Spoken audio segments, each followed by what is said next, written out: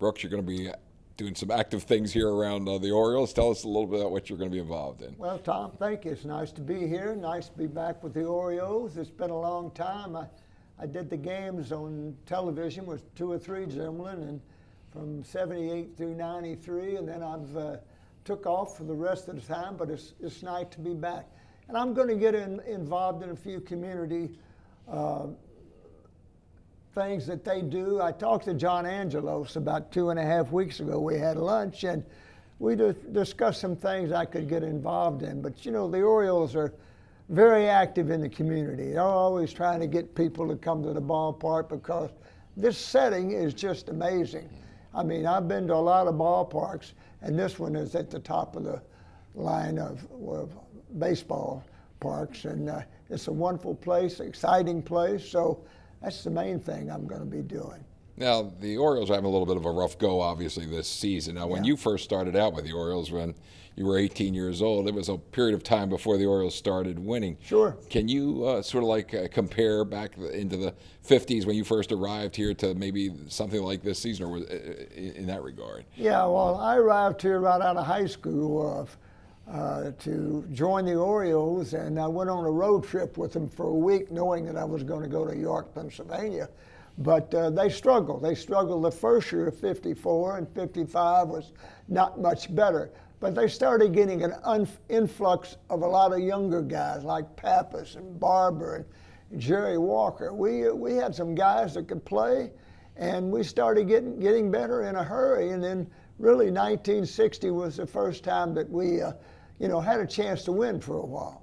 Now, how about the Orioles on a turnaround? You think they got to go more youthful here? I mean, what's your opinion of what's got to happen here in the future? Well, I think so. I think they got to be younger, and if we have to see with Machado, if he leaves, well, you're going to get a couple of 2 or 3 good players and young guys maybe, but they're working on that. That's the first thing I told John Angelos is, John, I don't want to be involved in any baseball operations. I'm strictly here to help the Orioles as far as being a public relation guy and trying to get people to come to this ballpark and see what a wonderful event it is. Now, you talked about Manny Machado. How about Manny's been compared to you and vice versa. I mean, what are your thoughts on what you've seen from Manny Machado in his tenure with the Orioles? Well, he's a terrific player. I mean, he's got all the attributes that you need for a player. He can hit, he can throw, he's got a great arm, great fielder, and I've got to know Manny probably better than anyone on this team. Of course, I know I've met Buck a few times, but Manny and I presented him with the Gold Glove in New York, and so we talk every now and then, and he's just, I tell you, for the things that are going on now, I think he's played extremely well, but he's going to end up somewhere with a team that's got a chance to win. And as you know, the Orioles are going to be struggling for a while. I was kind of really impressed with when he wished you the happy birthday the night after he was being interviewed there. Yeah. Took the time to make sure, how much he respects you. Well, I was down here, I don't remember when it was, at the Brooks Robinson All-Star game, and when he was right on the field, I was yelled at him, and he came back, and I gave him a big hug, and I want to tell you, he's hard as a rock. So. Now, what about when you look at the Orioles right now, of the current players, what Oriole player would remind you of the so-called Oriole Way now of the players that they currently have? Well, they've got a mishmash of players out there right now. A lot of them playing out of position, but that's just the way it is right now. But, they've got players coming up through the minor leagues, and they're going to have to come and play.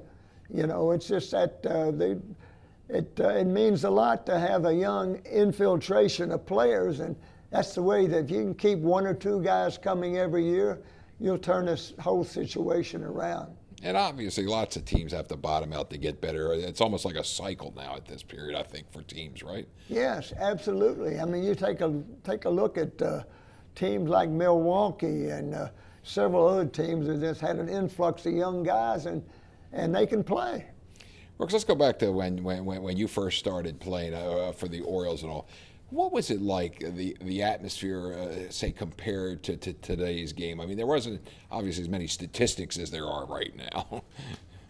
Well, what was the difference, you mean? Yeah, the biggest difference. Well, I think that they seem to be having a lot more fun here, even though they're not, you know, and there's not a whole lot of difference, Tom. I mean, you know, I feel like baseball has really passed me by, and that's why I told John Angelos, well, you know, don't get me involved in any organizational decisions. But I mean, you know, you can't break up a double play at second base. The catcher he can't block the plate. And I think they're going to do away with the way the teams shift around for players. I think they're going to do away with that. That's just my opinion before it's long. But, you know, these players, they all have the same idea when I came up. It was just you have to pay your dues, and then you get here, and hopefully you can perform. You were signed as a second baseman. That's right. Why did you get the third? I mean, how did that happen? Well, I guess second base, Paul, it's more of a reflex position at third base. And I've always had the great reflexes. It's a God-given talent. And it's almost, even when I was playing basketball in high school, it was just, I was always where the ball was. And, you know, there's a lot of things it helps you at third base, knowing what pitch is coming, knowing who's pitching. And you don't move around a whole lot over there. But second base, I played 50 games at York, and then they moved me to third base. And that's really, I couldn't have lasted a long time playing second. My speed is not the best, as you know. Boog Powell, he's always ragging me about having more stolen bases than me. But anyway, but that's the best thing that happened to me. And I guess George Stoller, my manager at York, and Paul Richards talked and said, you're going to be a third baseman. What did you learn from Paul Richards? Oh, I've just always thought that, Tom, that he knew more about the game than anyone I've ever met. He knew every position, what made that position tick, and you saw what he did to a lot of the older players. He made them better pitchers, and they hung around for a while. But I was amazed that he knew more about each position than anyone I've ever met before, and he was a strange guy, and he didn't talk to much any of the players. I mean, Harry McKean might be sitting right here, and right next, one of the players is sitting next to him, and he'll say, "Hey, Joe, go tell somebody," instead of moving, doing it himself. But I got to talk to him a lot when I was doing the games, and he was doing a scout for Texas. And we'd have a little lunch before the game or dinner. So I got to know him better then than ever. How about Earl Weaver? What did you learn from him? Oh, Earl was great. I know everyone asked me that, well, especially when the way he went out with the umpires. But I used to stand at third base when he went out and just put my glove over my face and broke out laughing, And he knew the game, and the reason the umpires didn't like him, he knew the game and the rules better than the umpires did. But I think there'd be no player who ever left here who wouldn't say he's a better player because he played for Earl Weaver. Earl made you a better player. Did the players like the way he fought for him, on the field with the umpires? Yeah, absolutely. Mm-hmm. And I tell you, he tried to get everyone in the game. No one sat too long, and if you got a 25-man roster, you can't let 3 or 4 guys just sit and twiddle their thumbs. You got to get them in the game. Let's go back to '58 for a second. You played an entire season. The next year, you wind up in Vancouver to start the season. Yeah. Then you hit over 280 the last couple of months up here in Baltimore before the '60 season started to turn around with the winning. How come you wound up in Vancouver at the start of that '58 well, season? I was about to get drafted for 2 years. In the last couple of months, I knew I was going to get drafted. So right after the season was over, I went in the Arkansas National Guard. I got out the next year in '59, right when the season started. And I stayed here 2 or 3 days or 2 or 3 weeks and playing in and out of the lineup. And finally, Paul Richards said, well, we're going to send you to Vancouver. You go out there and play a couple months and you'll be our third baseman after that. Well, it really hurt me some because I guess it was ego more than anything else. you know, you think of all your friends back in Little Rock saying, oh, he's back in the minor leagues now. But honest to God, it was the best thing that ever happened to me. I went back out there and I roomed with Ronnie Hansen and Chuck Estrada, and we had a great team. And George Bamberger pitched on that team. Earl Palico used to be with the Dodgers, and we had a good team. We played very well. And when I got back, I seemed to be a little stronger, and just that was really the turning point of my career, which I thought was going to be the worst. It turned out to be the best. You sort of like took over the franchise from Gus Triantos there in '60, I think, when you had to run for the pennant in September. You sweep the Yankees early September, and the Yankees sweep the Orioles. Memories of that '60 September run? Well, it was a good run. The Yankees came in here 3 games up or 2 games up, and we won 3 in a row, and went out 1 game ahead. Well, 2 weeks later, we went back to New York, tied up, and they beat us 4 in a row out there. And you know, they were good games, but they just were a little better than we were. When they needed it, they got it. In 1961, it can be done. In '61 was the slogan, but it wasn't done. No, it wasn't. In fact, that's one question I never got to ask Paul Richards. I was a leadoff manager, right. Leadoff hitter all year, and I couldn't figure that because in '58, the last part of the year, I ended up with 88 RBIs, I think. You had a terrific year there. Now, when you think back to past '61, I mean, there was a losing season in '62, and then '64, you've got the MVP in the American League. I mean, basically, you had your best season, I would think, for '64. Is that correct? That's correct. Oh, yeah, by far. I had 100 RBIs twice, and I had 117 in '64 and led the league, and hit 317, I think, and so, I mean, it was extraordinary. I was never that productive after that. I don't know why, but, you know, I felt like that year I laid off the high fastball and just kind of reminded myself, you don't swing at that ball. And a lot like Shope is doing right now. He's really has come on strong this last month. Now, how about you get to '66? Obviously, the Orioles started winning consistently in the '60s. '66, Frank Robinson arrives, and tell us what Frank Robinson meant to the club for '66. Well, he's one of them. When you talk about Mantle and Mays and Aaron, I mean, for me, you got to put Frank Robinson in that bunch. He was just that good, and he came over with a couple of black marks against him. I guess you read it in the paper and.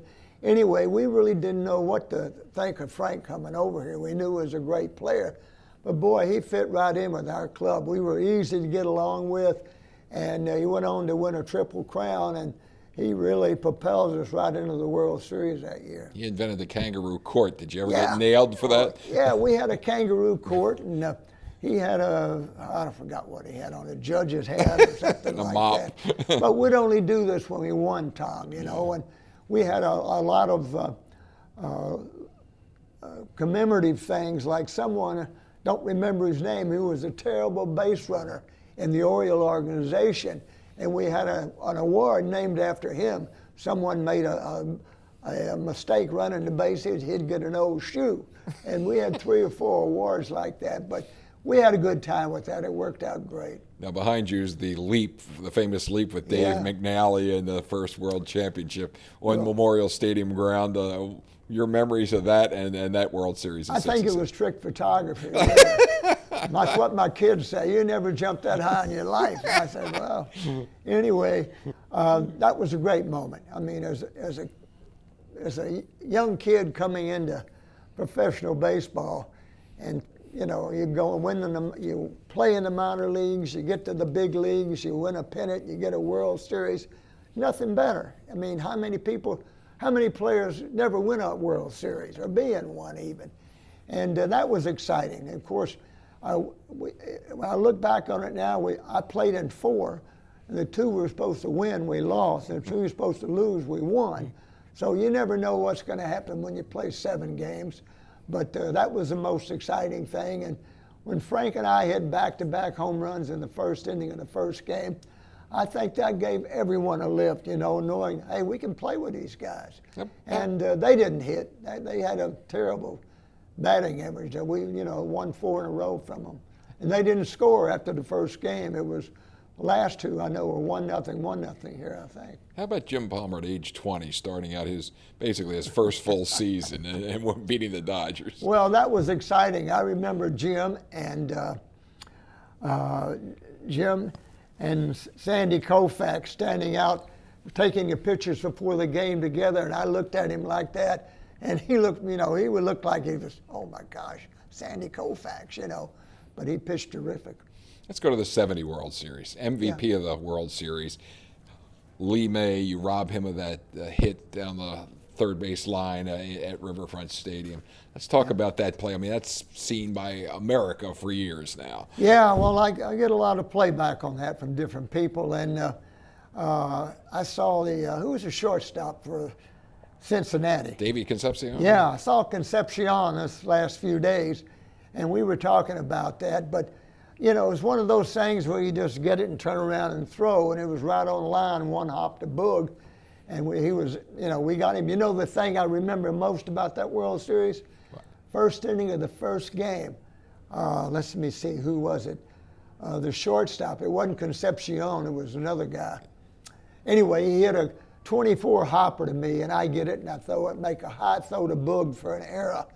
And I'm thinking, oh my gosh, here we go again. I get one hit against the Mets, and now I can't make a throw to first base on an easy. But everything else after that was pretty upbeat. 83 Hall of Fame. Yeah. What was it like that day when you went to the podium? Well, it was sort of unreal, My mother was there. My dad was passed away, but it was a wonderful moment in my life. I mean, I never thought about the Hall of Fame until after the 70 series, and then wherever we would play, someone would say, hey, Brooks, you're going to the World Series, or going to the Hall of Fame, I mean. And I started to think about it then. But, when it's all said and done, you got 400 plus writers, and you got to achieve 75% of the vote to get in. And I got in on my first ballot, but it's been a wonderful part of my life. And I'm looking forward to going up there again real soon. And we have a ball. All the guys who are in the Hall of Fame have and I don't think it's like 1% of 19,000 ever make it to the Hall of Fame. And I certainly didn't think about it. I just wanted to start in the minor leagues and get to the big leagues and play, and I wasn't worried about anything else. One final thing. Why have you been so nice to so many people, and why do so many people respect you and love you the way they do? Well, I think that's nice. I don't know, I have any idea. I just want to be treated like people treat me. I like to give a little love back to them, and that's the way I was even in high school and everything. I enjoyed meeting people and having a relationship with them, and it couldn't be better. Perfecto. I just maybe prompt a question about the fans of Baltimore specifically. How about the fans, the way they've treated you and how much the fans have been a part of your life here in Baltimore? Well, they have been a part of my life, and I didn't call them fans. I called them friends when a little talk I made, and they really were.